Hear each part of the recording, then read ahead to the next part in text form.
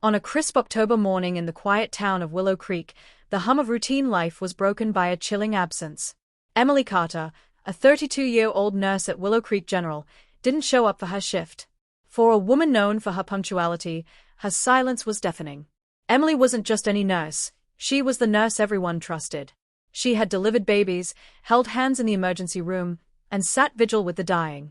Neighbors describe her as the kind of person who would bring soup when you were sick and remember birthdays without needing Facebook reminders.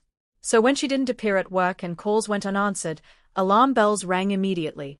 Her small blue hatchback was later found abandoned at the edge of the old Miller Bridge, a local shortcut many residents avoided after dark. The driver's door was unlocked. Her purse, with her wallet and phone, sat on the passenger seat.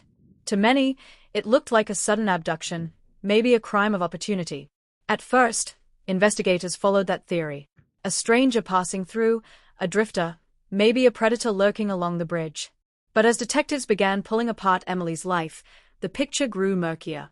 Emily's friends painted her as warm, reliable, and endlessly giving. But behind closed doors, her life was not as simple. She had recently ended a long-term relationship with Mark Harris, a local contractor known around town. They'd been together for nearly 7 years. And though Mark insisted the breakup was amicable, close friends recalled that Emily had confided to them that he had a jealous streak, sometimes verging on being controlling. More unsettling, detectives discovered Emily had been exchanging late-night texts with Dr. Lucas Miller, a married physician at the hospital. Their messages hinted at something deeper than friendship, affection, maybe even an affair. Suddenly, the possibility of a random attack seemed less convincing. As whispers spread through Willow Creek, the town's image of Emily shifted. To some, she was still the beloved nurse. To others, she was now at the center of a tangled web of secrets. 2 weeks into the investigation, a jogger found a set of scrubs half buried in the woods near the river. The fabric was blood-stained. Forensics confirmed the blood matched Emily's. But alongside the scrubs was something else, a leather-work glove. Detectives traced it back not to Mark Harris or Dr. Miller, but to another man entirely, Jake Lawson, a paramedic at the hospital.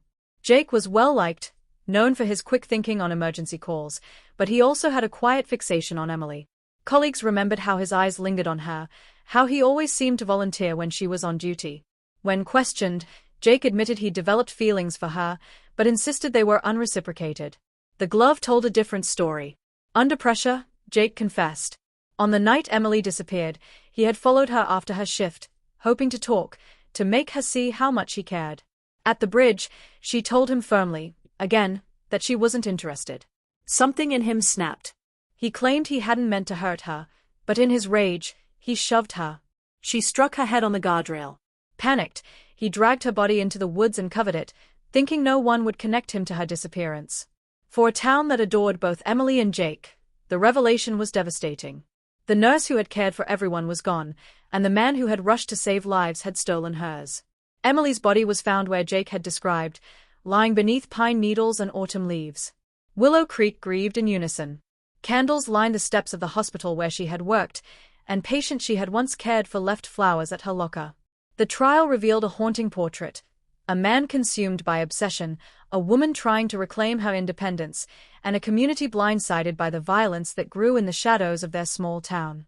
Emily Carter's story remains etched in Willow Creek's memory, not just for the loss of a kind soul, but as a reminder that danger sometimes hides not in strangers, but in those we trust the most.